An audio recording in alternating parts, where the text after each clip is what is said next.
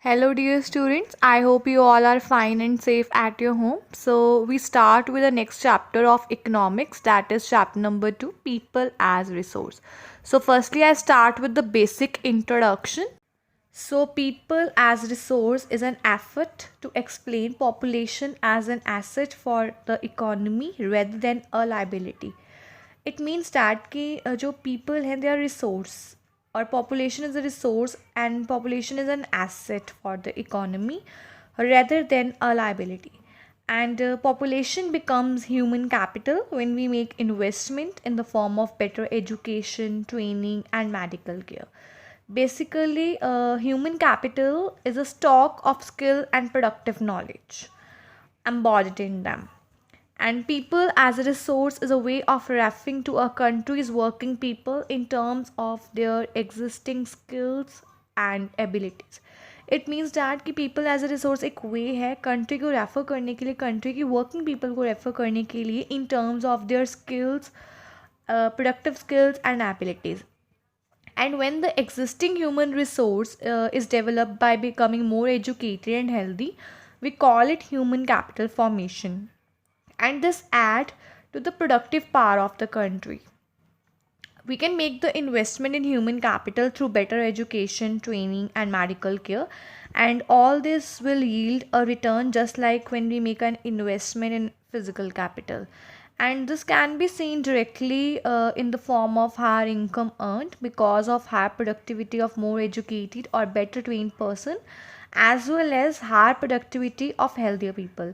Basically it means that कि अगर एक नॉर्मल ह्यूमन बींग एजुकेटेड होगा उसकी प्रोडक्टिविटी ज़्यादा होगी, और ट्रेंड होगा प्रोडक्टिविटी ज़्यादा होगी, और हेल्दी पीपल होगा हायर प्रोडक्टिविटी से काम करेगा.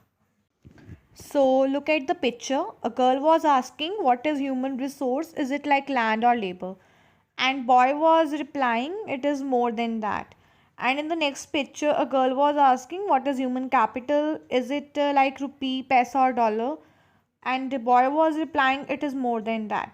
So basically human capital is in one way superior to other resources like land and physical capital, and human resource can make the use of land and capital. Land and capital cannot become useful on its own. So look at the picture. Here we can observe a doctor, engineer, teacher, and a tailor. So here question arises how a doctor, teacher, engineer, and a tailor are an asset to the economy. So for many decades in India, a large population has been considered a liability rather than an asset. But a large population need not to be a liability. It can be turned into a productive asset when we make investment in human capital. Let me recite one example over here. By spending the resources on education and health for all, training of industrial and agriculture workers in the use of modern technology, useful scientific researches and so on. सो इसका ये मतलब है कि liability को हम productive asset में convert कर सकते हैं by making an investment in human capital through better education, training and medical care. So here is a story of Sakal. There were two friends, Vilas and Sakal. They live in the same village, Seemapur. Sakal was a 12-year-old boy and his mother Sheila looked after the domestic chores. His father name is Bhuta Chaudhary and he worked in an agriculture field. And Sakal helped his mother in domestic chores. He also looked after his younger brother Jitu and sister Situ. His uncle Sham had passed the matriculation examination but was sitting idle in the house as he had no job.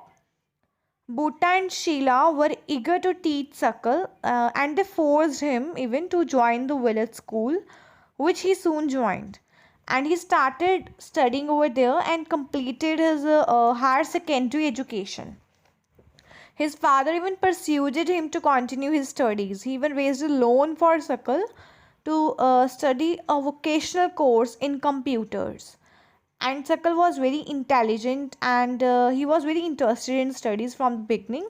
And with great enthusiasm, he completed his course.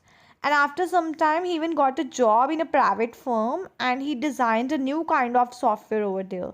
and this software helped him to increase the sale of the firm. And his boss even acknowledged his services and rewarded him with a promotion. Story of Vilas. Vilas was an 11-year-old boy residing in the same village, Simapur, as Sakal, and Vilas' father Mahesh was a fisherman.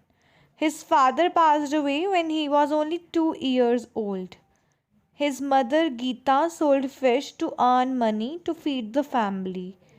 She bought fish from the landowner's pond and sold it in the nearby mandi. She could even earn only rupees 20 to 30 a day by selling the fish. Vilas became a patient of arthritis and his mother could not afford to take him to the doctor. And he could not go to school either. He was not interested in studies. He helped his mother in cooking and also looked after his younger brother Mohan. After some time, his mother fell sick and there was no one to look after her and there was no one in the family to support them. So Vilas too was forced to sell the fish in the same village.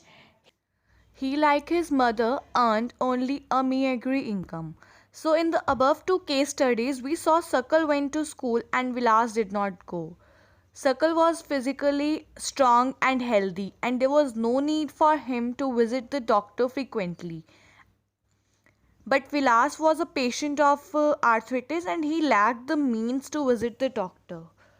Sakal acquired a computer engineering degree and Sakal found a job in a private firm. While Vilas continued with the same work as his mother, he earned only a meager income like his mother to support their family. In case of Sakal, several years of education added to the quality of labor, and this enhanced his total productivity.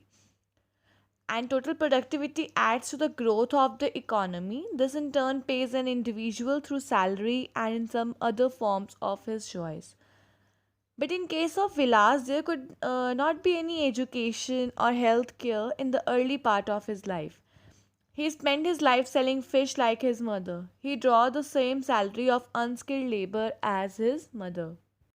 Investment in human resource through better education, training, and medical care can give high rate of returns in the future. And this investment on the people is same as that of the investment in land and capital. Countries like Japan have invested in human resource and they did not have any natural resource. These countries are developed and rich countries. They import the natural resource needed in their country. So here the question arises, how did they become rich and developed? So they have invested on the people, especially in the field of education and health. And these people have made efficient use of other resources like land and capital. Efficiency and technology evolved by people have made these countries rich and developed. Economic activities by men and women. So, economic activities, it refers to those activities of men which are undertaken for a monetary gain or to satisfy his or her wants.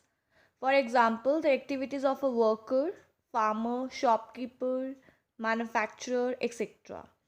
Economic activities has two parts. Number one is market activities and number two is non-market activities. Market activities involve remuneration to anyone who performs, that is, the activity performed for pay or profit. These include production of goods and services, including the government service. And second one is non-market activities. These are the activities that involve a production for self-consumption. And these can be consumption or processing of primary products. These are also called unpaid activities like helping the poor or disabled, etc. And next we are having non-economic activities. Non-economic activities do not contribute to the flow of goods and services in the economy. People has been engaged in various activities. The various activities have been classified into three main sectors. So have a look on the picture. There are three sectors over here. First one is primary, second one is secondary in the middle, and the last there is a tertiary sector. So economic activities are classified into three main sectors, that is primary, secondary and tertiary sector. So number one is primary sector. It includes activities like agriculture, forestry, fishing, poultry, mining and farming. In this sector, goods are produced by exploiting the nature. Second one is secondary activities. These are those activities in which people are engaged in the manufacturing process. In the secondary activities, primary goods are used to produce some other commodities manually or by machine. Let me recite one example over here. Production of bread from wheat, a car from steel, a book from paper, etc. Third one is tertiary activities. These are those activities which provide services to the primary and secondary activities. These services increase efficiency of the workers of primary and the secondary sector. Education, health, transport, communication, banking, insurance, administration, etc. are some of the examples of tertiary activities. And we call tertiary sector as service sector. The quality of population. The quality of population depends upon the literacy rate, health of a person indicated by life expectancy and skill formation acquired by the people of the country. The quality of population ultimately decides the growth rate of the country. Illiterate and unhealthy population are a liability for the economy, whereas literate and healthy population are an asset. Education. We saw education was an important input for the growth of circle. It opened new horizons for an individual, provided new aspirations and developed values for life. Education contributes towards the growth of society. It enhances the national income, cultural richness and increases the efficiency of governance. There is a provision made for providing universal access, retention and quality in elementary education with a special emphasis on girls. It means that a provision is made to provide the education on universal access, student इससे retain रहें और quality provide हो elementary education में and special emphasis is made on girls. There is also an establishment of pace setting of schools like Navodaya Vidyalaya in each district. Established हुए कुछ schools like Navodaya Vidyalaya हर एक district में. Vocational streams have been developed to equip large number of high school students with occupation related to knowledge and skills. It means that कि vocational streams को develop किया गया to equip the large number of high school students with occupation and it is related to their knowledge and skill. Plan outlay on education has increased from rupees 151 crore in first plan to rupees 43,825 crore in 10th plan. जो plan outlay था education पे वो increase हुआ 151 करोड़ से 43,825 crore up to 10th plan. In view of its contribution towards the growth of the society, the government expenditure on education as a percentage of GDP rose from 0.64% in 1951 to 1952 to 3.98% in 2002 to 2003. It means that कि जो government expenditure education पे वो भी increase हुआ as a percentage of GDP rose from 0.64% to 3.98%. Literacy rate have increased from 18% in 1951 to 65% in 2001. It means that कि जो literacy rate है वो increase हुआ है 18% से 65% in 2001. Literacy is not only a right, it is also needed if the citizens are to perform their duties and enjoy their rights properly. However, a vast difference is noticed across different sections of the population. Literacy among males is nearly 50% higher than females. Literacy rate vary from 96% in some districts of Kerala to a below 30% in some parts of Madhya Pradesh. It means that कि literacy rate है वो vary कर रहा है from 96% in some districts of Kerala and it was below 30% in some parts of Madhya Pradesh. The primary school system has expanded to over 5 lakh villages in India. Expansion of schools has been diluted by poor quality of schooling and high dropout rates. It means that कि जो primary school system है, it has expanded to over 5 lakh villages in India, and expansion has been diluted by poor quality of schooling and there was high dropout rates. Sarv Shiksha Abhiyan is a significant step towards providing elementary education to all the children in the age group of 6 to 14 years by 2010. This is important. Sarv Shiksha Abhiyan एक significant step लिया गया to provide elementary education to all children, जिनकी age group क्या थी 6 to 14 years, and it was done by 2010. It is a time-bound initiative of the central government in partnership with states, local government and community for achieving the goal of universalization of elementary education. ये एक time bound initiative था central government का in partnership with state, local government और community. And the main aim of the Sarv Shiksha Abhiyan is to achieve the goal of universalization of elementary education. Midday meal scheme has been implemented to encourage attendance and retention of students and to improve their nutritional status. Midday meal scheme implement हुई encourage करने के लिए attendance को, बच्चों को retain करने के लिए और उनके nutritional status को improve करने के लिए. Health. Firm maximize profit. No firm would employ people who might not work efficiently as a healthy worker because of ill health. It means that कि जो मेन एम होता है किसी भी फर्म का, वो एम होता है टू मैक्सिमाइज द प्रॉफिट, और कोई भी फर्म ऐसे लोगों को एम्प्लॉय नहीं करती जो इफेक्टिवली और एफिशिएंटली काम नहीं कर रहे because of that ill health. So, the health of a person helps him to realize his potential and the ability to fight illness. An unhealthy person becomes a liability for an organization. Health is an indispensable basis for realizing one's well-being. Improvement in the health status of a population has been the priority of the country. तो कहते country की priority क्या है? That there is a need to improve the health status of the population. And our national policy also aims at improving the accessibility of healthcare, family welfare and nutritional service with a special focus on the underprivileged segment of population. There are many places in India which do not have even these basic facilities. Just the 4 states like Karnataka, Andhra Pradesh, Tamil Nadu, Maharashtra, they are having 81 out of 181 medical colleges. On the other hand, states like Uttar Pradesh, Bihar, they are having poor health indices and a few medical colleges. Unemployment. Unemployment is said to exist when people who are willing to work at the prevailing wage rates cannot find jobs. It means that कि लोग काम करना चाहते हैं prevailing wage rate पे, but उन्हें jobs नहीं मिलती. So when we talked of unemployed people, we refer to those in the age group of 15 to 59 years. अगर हम unemployed people की बात करते हैं तो वो कौन से age group में है? 15 to 59 years.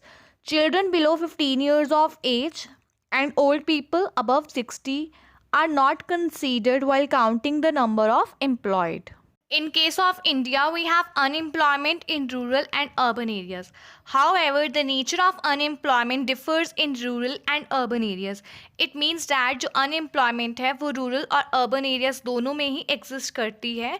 In case of rural areas, there is seasonal and disguised unemployment, and in urban areas, there is educated unemployment. Seasonal unemployment occurs when people fail to get work during some months of the year. जब लोगों को कुछ महीनों के लिए काम नहीं मिलता, that is during the off season. Farm laborers usually face this kind of problem.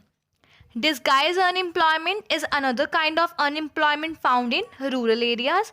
Such kind of problem arise due to the excessive pressure of population on agriculture. In other words, it refers to a situation wherein the number of workers in a job is more than actually required to do the job. The extra number of workers are disguised unemployed. Let me recite one example over here. If 10 workers are working on an agriculture field and there is a requirement of only 6 workers, the rest 4 are disguised unemployed. If we remove that person, it doesn't affect our production. So, increase in unemployment basically is an indicator of depressed economy. Next, we are having educated unemployment. This is mainly found in urban areas. Many youth with matriculation, graduation, and post graduation degrees are not able to find a job. It means that कि youth के पास matriculation, graduation और post graduation की degrees होती हैं, but still they are not having a job. A study showed that unemployment among graduates and postgraduates has increased faster than among the matriculates. A paradoxical manpower situation is witnessed as surplus manpower in certain categories coexist with the shortage of manpower in others. It means that कि ये देखा गया है कई जगह पे surplus manpower होती है कुछ categories में और कई जगह पे shortage of manpower होती है. So there is unemployment among the technically qualified persons on one hand, while there is a dearth of technical skills required for economic growth. The growth in industrial and service sector is very slow. जो growth है industrial और service sector में वो बहुत slow है. And these two sectors have fail to provide unemployment to the educated unemployed. और ये दोनों सेक्टर्स फेल हुए हैं एम्प्लॉयमेंट प्रोवाइड करने में एजुकेटेड अनएम्प्लॉयड को. Next, we will discuss about the consequences of unemployment, and there are three consequences. First one is unemployment leads to the wastage of manpower resource. Unemployment की वजह से manpower resource waste होता है. Second one is unemployment leads to increase the economic overload. That is dependence of the unemployed on the working population. It means that कि economic overload increase होता है unemployment की वजह से क्योंकि educated unemployed dependent है working population पे. So next is unemployment may lead to the increase in social unrest and tension. It may lead to increase in the tension.